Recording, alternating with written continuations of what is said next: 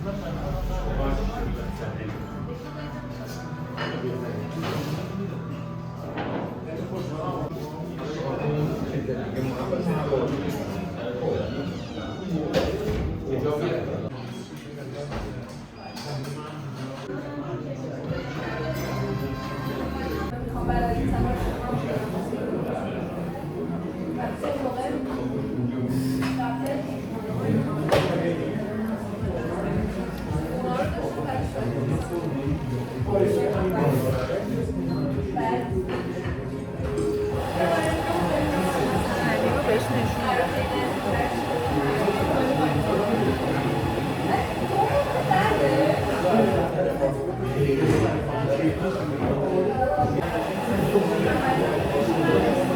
چیز داره توش چی بود؟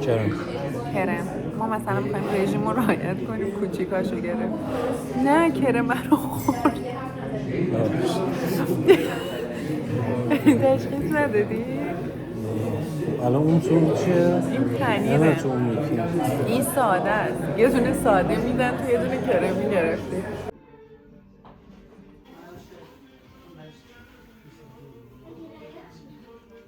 چه حسی داری؟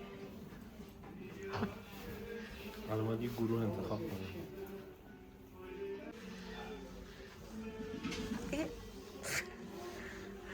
دیگه اینقدر فشاره.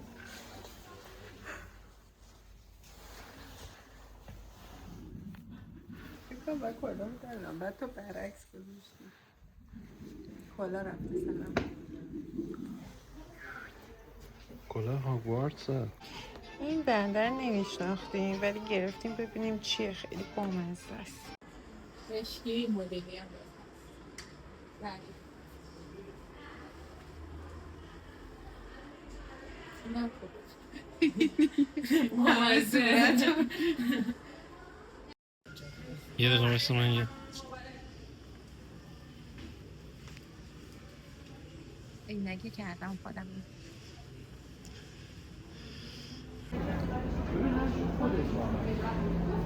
خیلی این آتیش بامزه است.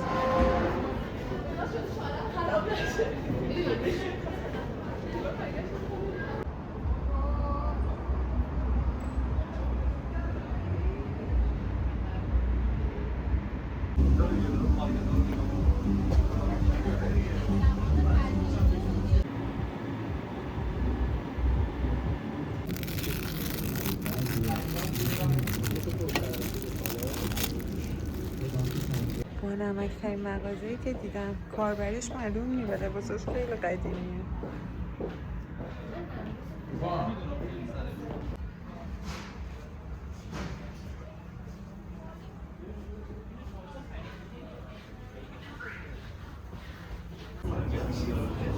از پیتزای لیتل ایتالی.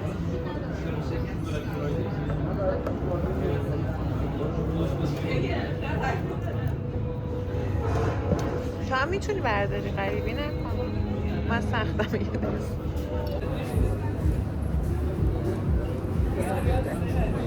سوس هم نیبردم.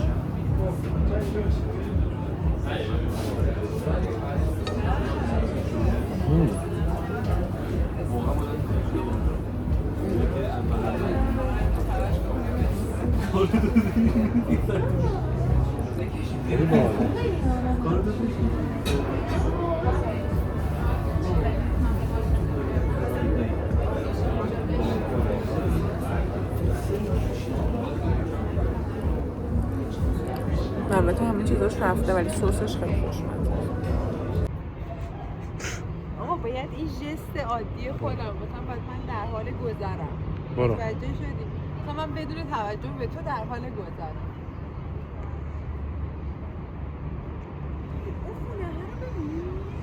با این زوم دوربین میتونیم ببینیم چقدر رنگ و نور و میگن سافت لایت.